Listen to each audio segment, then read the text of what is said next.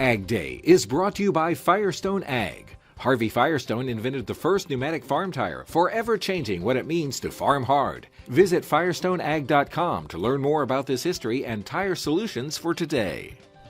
The buzzwords are everywhere: sustainability, conservation, carbon footprints, and climate-smart agriculture. But what does it mean in reality? Farm Journal field agronomist Ken Ferry says farming in what he calls a sustainability triangle isn't as complicated as it sounds. Farming looks different in every corner of the country, but being a good land steward comes with some consistency. What we call the sustainable triangle is kind of an overlapping of different environments. And of course, every farm has a natural environment, and that's going to be the climate, the weather. Where, of course, you live is going to be a big part of that. But the amount of rainfall you get, the snow, the frost, all that comes into the natural environment. The natural environment is one corner of the triangle. The physical environment is another. And the physical environment is where you're farming in each field, each zone within the field. Is it sand? Is it clay? Is it well drained? Is it irrigated? Is it tiled?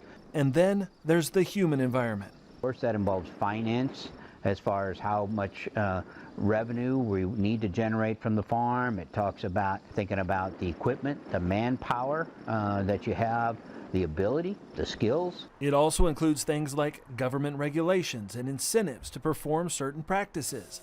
Ultimately, all three areas work together, and where they overlap is a farm's sustainable return on investment. So you may have a plan made out on how you're going to put the year together, and then we have a drought or we have a monsoon. You're going to have to make changes in your human portion of that to make sure that you can mitigate risks that are going to come with the weather in your particular field environments that are out there.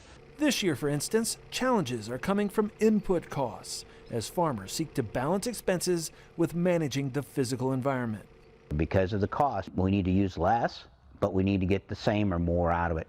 Those same efficiencies, though, play well into nutrient reduction, as most of the nation's being called on trying to look at our nutrient reduction loss strategies. How do we reduce the amount of nutrients that get into our environment? And one of the ways is be as efficient as you can with the nutrients that you're working with out there.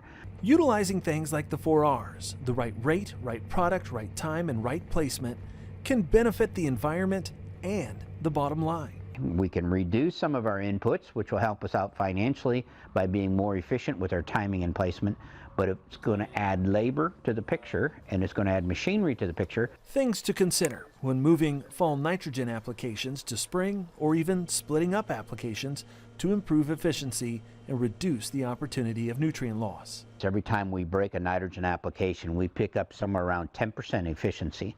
So if we break it up a series of times, we can reduce the amount of actual product that we put on out there to reduce our cost as far as the product goes and reduce our potential for pollution. But if a farm hasn't implemented things like no-till, strip-till, or cover crops before, it's important to get experience first. My recommendation is you look at the nutrient reduction loss strategy. I do believe, for instance, no-till, strip-till, and cover crops are going to be part of it, meaning that they're going to be a big part of it probably. Whether you agree with it or not, you need to figure out what the ROI of those practices are on your operation. Ultimately, working to balance the cost of conservation across the entire sustainable triangle.